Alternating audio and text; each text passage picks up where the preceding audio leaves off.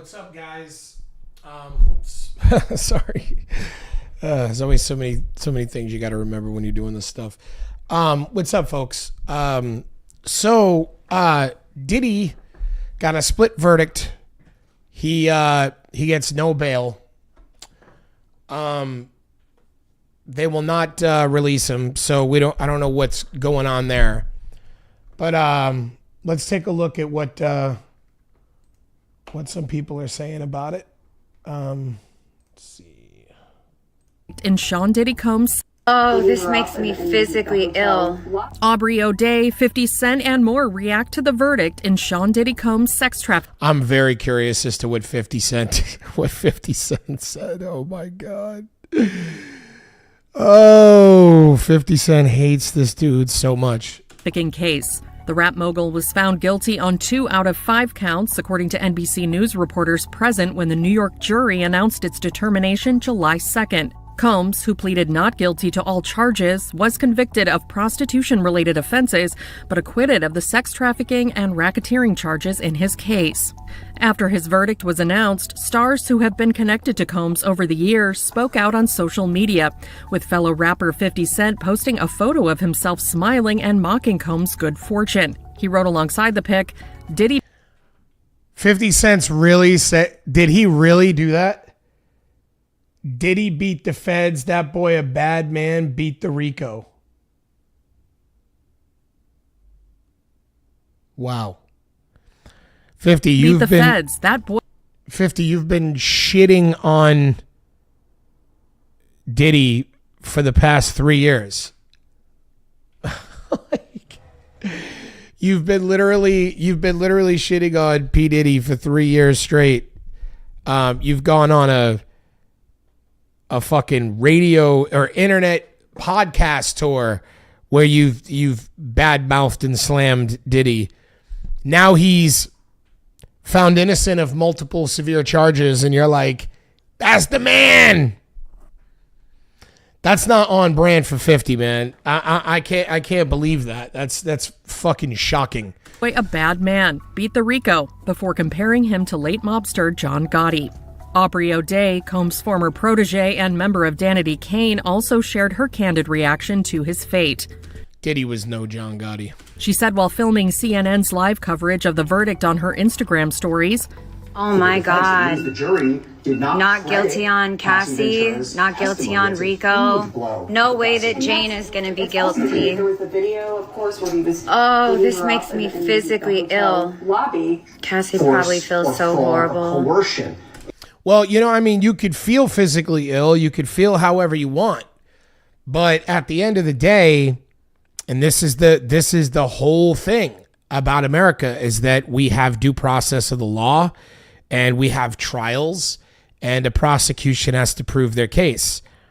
From what I saw of this trial, it was, to me, what I think really lost the case was the text messages of Cassie when she was nowhere near Diddy, not even around him in any way, shape, or form, not really under his physical control or anything, when she's texting him, man, I can't wait to do freak offs.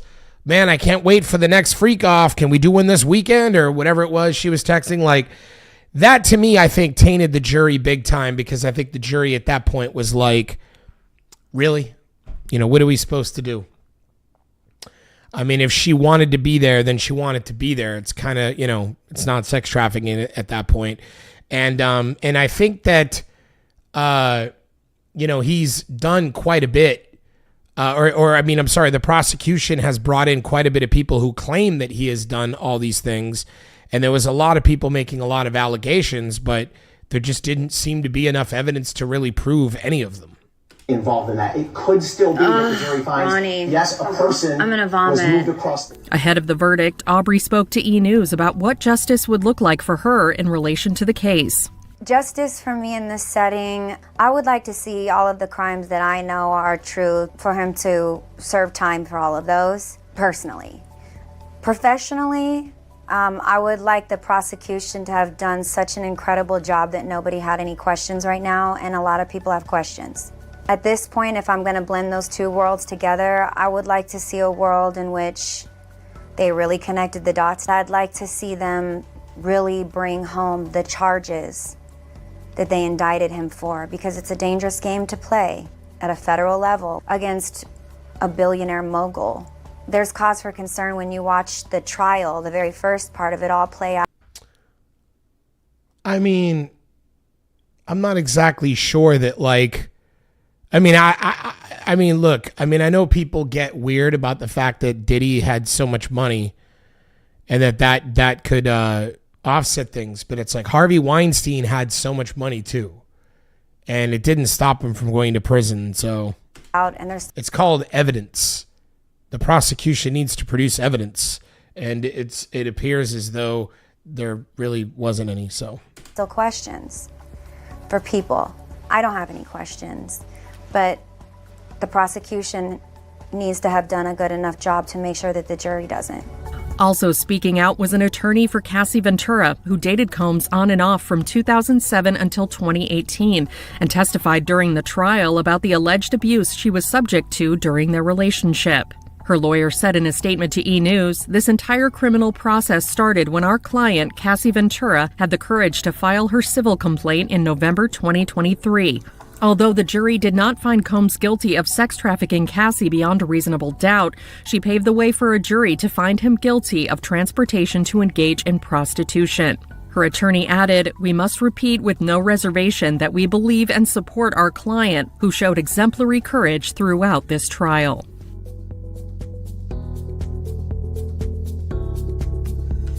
Well, I mean, I don't really know, the thing that I'm confused about is, like, what about, like, the physical assault allegation, and the fact that there was, like, video footage of him, like, beating her in the hallway and all that. Was there, like, maybe statutes that made it so they couldn't charge him with that? That's what I want to know. I'm just confused about that. But I want to actually get into some of these people talking about it, see what they got to say. Well, I think it's important that we discuss the lack of diversity that was on the prosecution team. That was probably my most concern when I faced them, when I had a hearing for a motion to quash during the grand jury testimony. I was very concerned when I was looking across from me at 6 white women and them not being able to grasp just exactly how to convey what has occurred to a jury and being able to relate these things to a jury. Of course, my clients are very shocked at all of this. I am shocked. I'm actually very shocked at how they were able to reach. I'm not really sure if I understand what she's getting at. Like, I mean, the fact that there's 6 white women as the prosecution, I don't think that has anything to do with it. I think that there just wasn't enough evidence. And it seems kind of like outrageous to me that they would, like, try to project that somehow there was, like, a loophole or some kind of weird reason why he got off, like, or that there's some kind of, that, like, oh, they had him dead to rights, but because of some, loophole or some weird undone thing or some excuse, I just, the evidence was just not there. I mean, everybody that saw the trial and watched it, which I did, I watched much of it, or at least I listened to much of it, like a lot of people. And I was just like, I didn't understand where the evidence was to prove any of these things that they were saying about him. And I'm not saying that he didn't do them.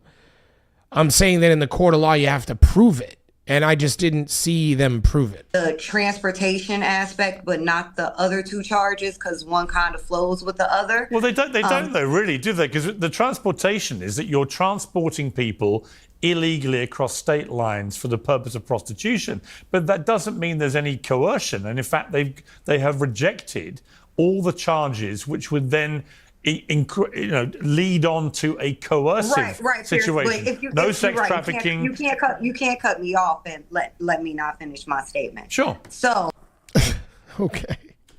So, in reference to, first of all, the bar they have to meet, it's a very, very high bar in criminal court. It is beyond a reasonable doubt. So, of course, it's clear that Right. he did these things, transporting people for prostitution, the prostitutes, like you just said, the Punisher. Right, but that's not human trafficking. Transporting a prostitute is not human trafficking.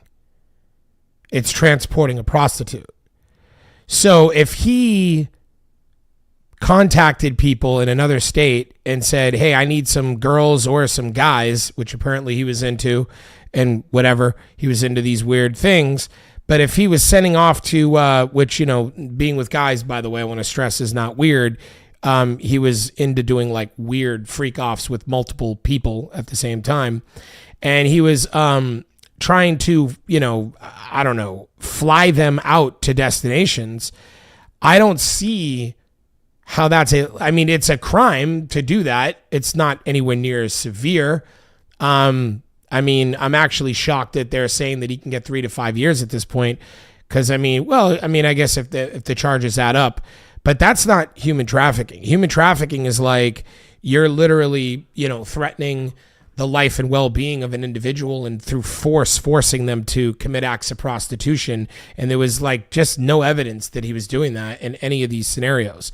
Again, I'm not saying that he didn't do it. I'm just saying that the prosecution did not prove beyond a reasonable doubt that he did do these things. Who you'll have later, and other men who have said they were transported, as well as the women who said, the Jane Does who said they were also transported for this reason. However, when we talk about the coercion, I thought the elements were met. If you are asking me where I think the prosecution fell short, was I think taking 6 weeks to put on their case was a mistake. It was overkill. I think had they shortened and streamlined their case, maybe in a 3-4 week at max point, they would have been successful. And when you say the prosecution team wasn't diverse enough, what exactly do you mean? What are you saying? There were 6 white women. So there was not any other voice other than a white woman's voice. I don't understand what you mean by a voice. Nobody on the jury is listening to the voice of the prosecutors. They're listening to the voice of the people that are taking the stand. They're listening to the testimony of the people who take the stand. It isn't like these white women on the prosecution get up and tell a story about what they think about sexual crimes or people being trafficked or like that. I don't know what she means by their voice. It has nothing to do with their voice. A prosecution doesn't speak really at all, other than at the very end, when at the very end they go over the evidence and they give their final speech before the jury. They go over the evidence, but in no way, shape, or form do they does their voice have anything to do with how the jury feels? I just think that this is such a weird response. Being heard. There was not a man's voice, a man's perspective of any race. There was men's perspective. There were men who were on the stand giving their perspective. Lots of men gave testimony on the stand. That is the perspective. The perspective is not who's on the prosecuting, who's on the behind the prosecution table. Like that doesn't have anything to do with anything. Race, let alone any other race, especially a black voice, considering just how lots of black people took the stand also. And again, that's the only voice that the jury really pays attention to. I don't even know what the word impactful is, not even a good enough word to describe Diddy's, I want to say impacts, but that again, that's not even a good enough word. His chokehold, I'll call it, on the black community. So when I look at, like, for example, R. Kelly, who, in my opinion, didn't do half as much or a quarter as much as Diddy did, for him to be in jail for 20. That's a wild statement. That's a wild statement, because R. Kelly has been doing stuff to underage girls for over 20 years. Like literally. Like keeping them locked up in his house, keeping them from talking to their parents, threatening them, being physically dominating and abusive to a certain degree. for her to say that statement is just outlandish because, you know, granted, this social media, once again, this comes down to social media. Social media has this this propensity to create all this hype and all these talking points around a subject. And yes, on social media, everybody's accused Diddy of every damn thing in the world dating back 25, 30 years. Like, I mean, all kinds of things are coming out of the woodwork. I mean, it was to the point where it was like everyone from everywhere had something to say. But you have to go to the court of law and actually say it under oath and actually have, you know, witness testimony and evidence to back up your statements to be able to convict somebody of a crime. So the idea that she just says, in my opinion, he did way more than R. Kelly, way more than doing stuff to dozens and dozens of underage girls for 20 years. I don't know about that. I mean, there's no evidence to constitute that, despite what the internet wants to say or what social media wants to say, or people like I see like posts on social media, people like, oh, Justin Bieber's a victim, Justin Bieber's this, and like, we don't know that he did it.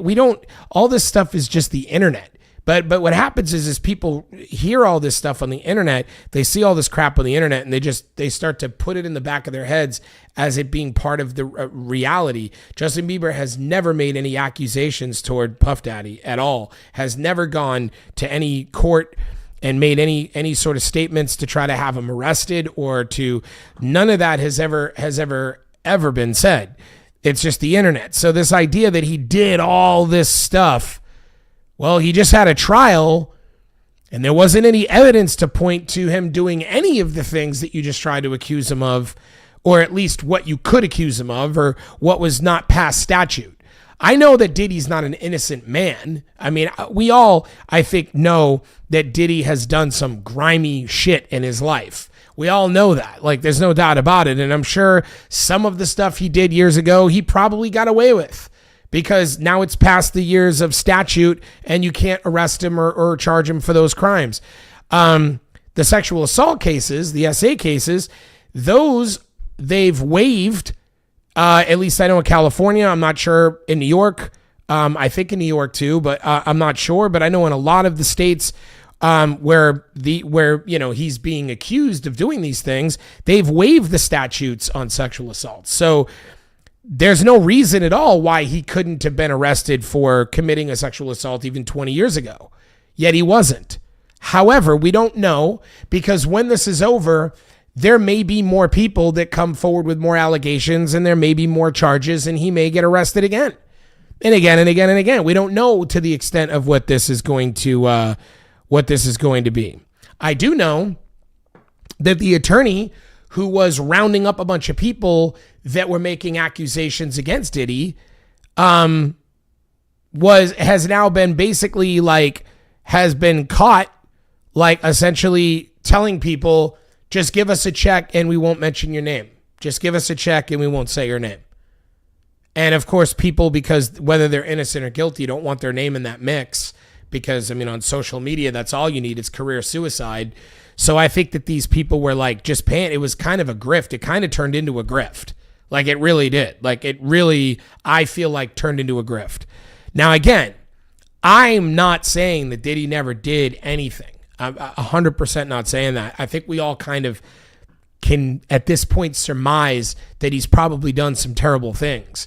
What I am saying, though, is that you have to prove it in the court of law. And in the court of law, for the things that they tried to charge him with in this trial, the evidence was poor, and that's why it was a split verdict. 5 years, and Diddy to essentially be getting possibly 10 to 20 years, 10 years max on each count. I don't understand it. Tax day has passed, but let's get past this. I want to hear some other takes here. Hold on. Times that when R. Kelly went down, we were still in the kind of full flow of the Me Too movement, the Time's Up campaign. There was a kind of, real zealous desire to put bad men away for long periods of time, Harvey Weinstein and others. And that the mood has changed somewhat now, and that people listen to the evidence, particularly with Cassie Ventura, where, she settled with Diddy for, a lot of money, many millions of dollars, had her rent paid. Then she, in all the text messages that were leaked, carried on sending him very loving text messages, talking openly about wanting to do the freak-offs. The Punisher, who I'm going to interview again a little later in the show, when I interviewed him, he was very persuasive that everything that he was involved in was not only consensual, but Cassie was the one driving it all. She was the one paying him. She was the one organizing everything. Diddy just sat in the corner watching them. But let's be for real. Cassie didn't have her own money. So if that was the case, why did her parents need to take out a loan to pay Diddy? Right, but she literally texted Diddy multiple times telling him that she was down to do this stuff. She was 100% on board, according to all the testimony of the male prostitutes, or whatever you want to call them, the male call men, whatever you want to call them. They were saying that she was down. There was text messages of her texting Diddy like, "Oh, I can't wait for the next freak off," stuff like that. I mean, there was just no evidence that she was being forced to do these things against her will. Zero. For that right, but my question, Now, maybe there are other victims. Maybe he did force other people to do stuff. Maybe there is other stuff out there. But in this particular case, against the people that were making accusations in this trial, there was just no evidence. Question is so whether I'm not saying it's right or wrong. I'm just saying, and this was her thing. Okay, but Ariel, you're missing my point. I'm not saying whether it's right or wrong. I'm saying, do you feel like there's a different mood now about these cases? I was about to say, I was trying to get to what your question was, which is, I would hate to think that the application of the law is on the whim of the attitude of the people. So that's what you're implying, that because the wind has changed, there's an inappropriate application of law. And I would hate to think that we live in a society where that is occurring. Okay.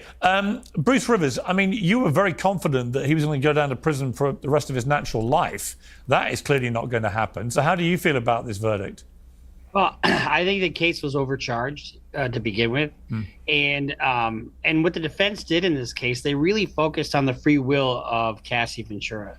When you have somebody that's a hanger-on, somebody that is getting something out of this, as opposed to somebody who's being forced into something, that's where I think the defense really won the day.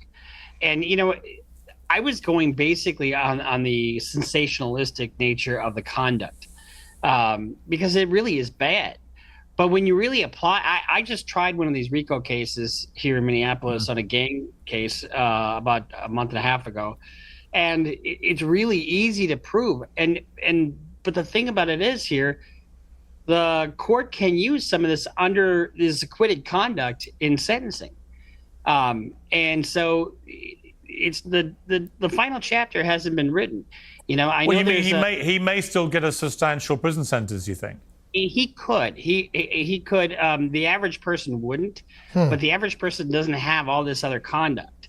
But how much of that is relevant to what a judge may decide should be a sentence? I mean, I don't think this judge is going to. I mean, the judge, for example, can't bring in the appalling beating video because the statute of limitations is over for that, right? It's not even relevant legally. Oh, sure it is. All the conduct of Diddy throughout this whole thing is relevant. The judge will take into consideration the whole picture of Diddy, not just the offense for which he's charged. He's got what I think he's like 7 months in or something like that. So if you just look at the low end of the guidelines, he's almost got that served. The reason why the prosecution added a RICO case to this is because there are loopholes in a RICO case that allow the prosecution to be able to enter in certain things that they wouldn't be allowed to enter in if it wasn't a RICO case. That's the reason why they did that.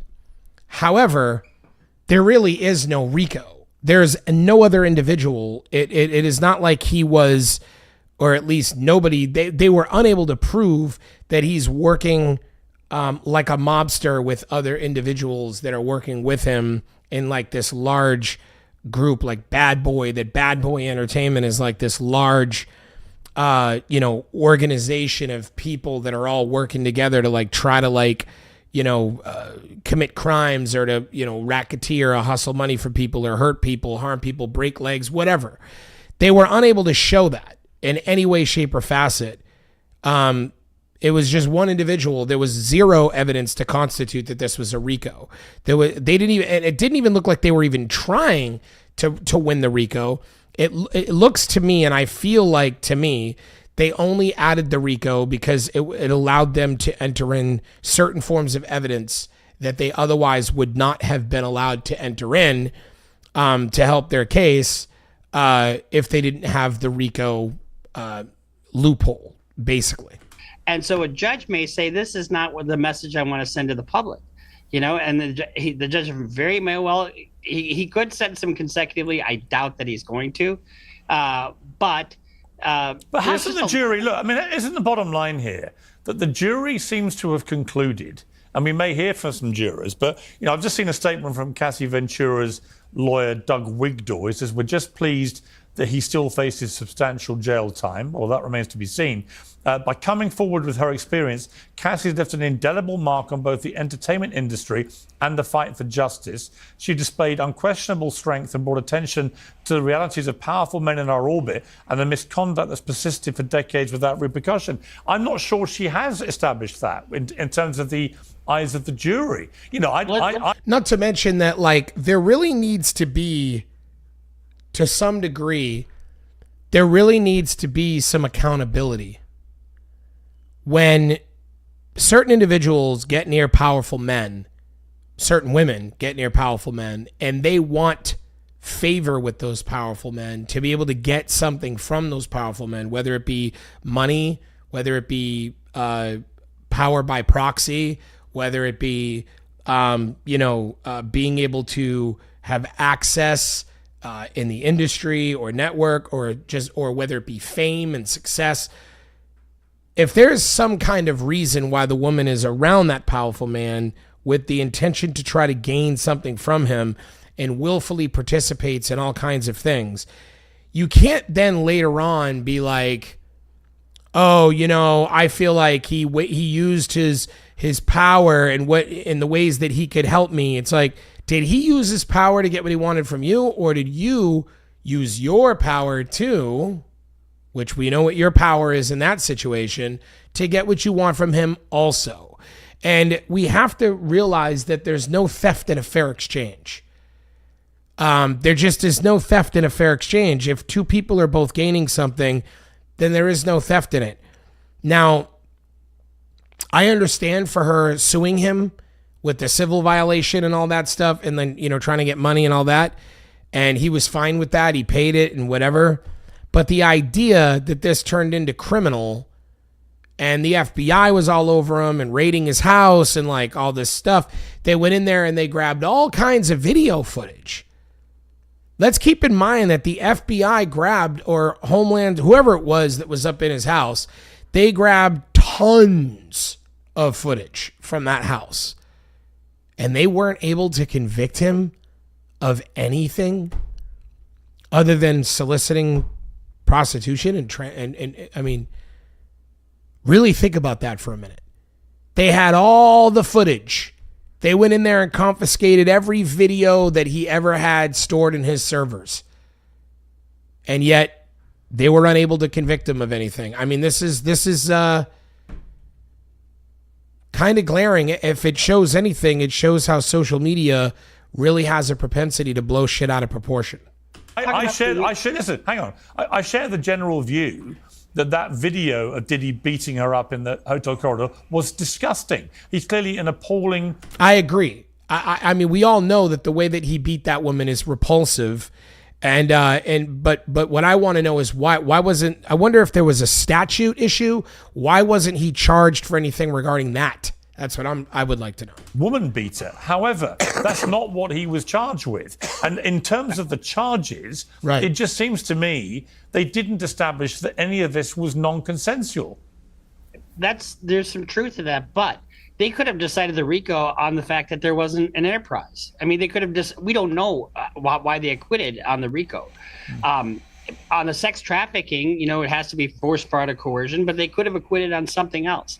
it's pretty. And I think one of the things, like you said, Pierce, is that they really focused on the free will, and they had plenty of evidence to back that up. All the text messages saying, "I can't wait for the freak off." Right. I mean, but I found, listen, as somebody who's just looking at it with a journalist eye, I found that pretty persuasive for the defense. And again, I think it comes back. I mean, I'll bring Matthew back in here. The reason I mentioned the changing mood really about these kind of stories is that I think that people have become a little bit more cynical about cases where women have stayed in touch with the alleged abuser in a very loving and apparently very consensual way for a long period after the abuse is said to have happened. And then you add in the fact that there was a big settlement and Cassie took all that money and so on and so on. I think when you put it all together, a lot of people may feel differently now than they... And there's this idea, I think, that gets perpetuated that when what he's talking about, there's this idea that gets perpetuated that women somehow will maintain kind of almost like a Stockholm syndrome vibe, where they want to maintain some kind of relationship with somebody who's been abusing them or harming them or hurting them in some kind of way. And look, I mean, at the end of the day, whether or not that's a true thing or not, that's not viable in the court of law. Like, it doesn't, like, women have some accountability also.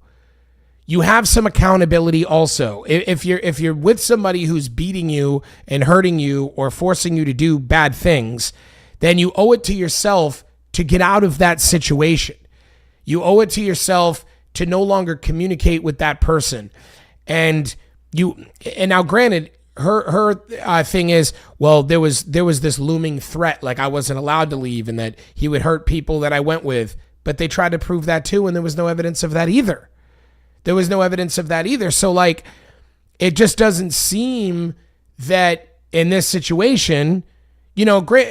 And again, I understand the whole, well, yeah, but you don't get it. Like, women could be like, under the thumb of a guy, and then it turns into a situation where it's like they just, inherently, I don't know, they inherently like, fall for them. And even though they're being abused, they just like, they don't know what to do. They become afraid, but they also have this sort of like Stockholm syndrome, love for their abuser and like all this. And it's like, I get it. But like on the same token, like, no jury is going to look at that and go, well, you continue to be with somebody for that long. And you can't have text messages that are like, oh, I'm totally down and I can't wait for this next freak off. And then be like, well, I was only saying that because, again, I had, he had a spell on me and, I was scared of him and I had to play along. It's like, come on, man. Nobody's going to buy that. Like, at some point, you need to be accountable. At some point, you need to tell a man no. And if no means he's going to get more aggressive, then let him get more aggressive. And when that happens, go and charge him with assault. I mean, there's got to be some real validity to the claim. You can't just, it's very difficult to just say that somebody had some kind of spell on you and that's why you just put up with their abuse for all these years and why you still were cool with them years after, and you still, like, it's very on a level of criminality and on a level of it playing out in a courtroom with criminal charges. It's just not going to stick with any jury. No one's going to buy it. And, that's the bottom line. It would have done, in 2019, 2020. Now, first of all, R. Kelly got convicted because he was screwing kids. That's the big difference. To Right. equate R. Kelly with Puff, it's wrong. And it was such a ridiculous comparison. I completely agree with this guy. I cannot believe she said that. And then she said that he did like 4 times worse. She said R. Kelly did like 25% or she said something like that, or like a quarter of what he did. Wow, man. I mean, that was like outrageous. It's silly, and it's almost, It's nonsensical. R. Kelly was guilty of screwing around with kids. No time 50 years ago or 50 years from now will that be okay. This was a bad case. No one believed Cassie. Here's all you need to know. Every single count in which the credibility of the alleged victims was put into question, the jury came back 36 times and said not guilty. Every single case, every single charge that had anything to do with Cassie or with Jane, the jury absolutely did not believe them, found them to not be credible, even to the extent to convict someone who's on a video beating the living snot out of the woman. That tells you all you need to know about the case. The media and people, lawyers, plaintiffs' lawyers who wanted to sue him said, oh, she's so convincing. It's hard to feel sorry for a woman who's instructing a sex worker on how to urinate in their mouth and telling her how to do it. And the Punisher, who I think is just an absolute star. He's got a point. Explained this in to such a point of view. I threw my hands up because I literally go, I don't know, you can't have better testimony than that, other than when Jane said she thought that P. Diddy was a cuckold. And you can't convict people for being weird. You can't convict people for having weird fetishes. You can't convict people for like doing stuff like this. Like everybody in the room was an adult. Diddy has not been charged with anything pertaining an underage child. There was a rumor from one girl who tried to purport that him and Jay-Z were involved in doing something, and then it turned out she lied. And now Jay-Z is actually suing that girl and that attorney. So, I mean, like, there is no allegation to the effect that that he was even remotely on par with R. Kelly, and the allegation is just crazy. But at the end of the day, it's true. When the Punisher took the stand and explained in detail, word for word, how things went down, Cassie, I mean, no jury's going to look at Cassie's text messages and the things she's saying in these rooms with these men and think that she was somehow being forced. I mean, it's just utterly absurd. They did not at any point, the prosecution did not at any point bring in anyone to give any testimony that can convict in any serious level Diddy for any of these allegations. And that's just the bottom line. And if the prosecution, if they didn't think they had to do it, the defense didn't think they had to do it, they could have called, any head of the human sexuality department and said, tell us about the swingers lifestyle, tell us about water games, tell us about this, put on the videos. That's clearly what it was. We don't have to guess because the jury has told us they believed what the defense team put out there. But keep in mind, there might be more charges coming. They may convict or they may indict Diddy on other charges. He can't get indicted for these again, specifically relating to Cassie, but there may be other people and there may be other charges and there may be other cases. I have a feeling, if you ask me, that even if Diddy, well, first of all, I don't think he's getting out of jail. He was denied bail. And on top of that, he has to be, I think that they're already saying that they're looking at like 3 to 5 years in prison. And even if you give him time served, he's not getting out. But I do believe that he's going to be in court for the rest of his life. I think that there is an onslaught of people that are going to be coming out with more allegations against him. It would shock me otherwise. It really would shock me otherwise. And Tenny Garagos from the very beginning set the stage for this, the tenor. This is all consensual. It's nothing coerced. And the jury believed every single word of it. Yeah. The 2 convictions are just based upon plane tickets and receipts. That's all. It literally didn't need any testimony from any of the 2 alleged victims. And I don't know why we're calling them, well, other than the videotape. In this case, they were found not to be victims. They were found to be incredible witnesses, and the evidence from their own mouths and their own fingertips and their own text messages proved that they shouldn't be believed, and the jury obliged them. And that is basically it. They didn't believe a word they said. Yes, true. Nothing. They didn't believe a word that they said. So on that note, I feel like I'm actually shocked that 50 Cent is like trying to shout out. It's mind-boggling to me that 50 Cent is shouting out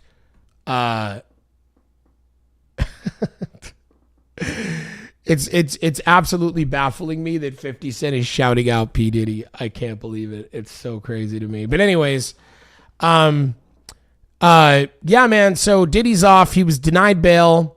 They're not letting him leave yet. Why, I do not know. But I do know that he was denied bail. So we're gonna, stay tuned. But anyway, again, this is Tommy Kane, Vile Maxim. And like and subscribe, hit the bell. You know the drilly. Thanks for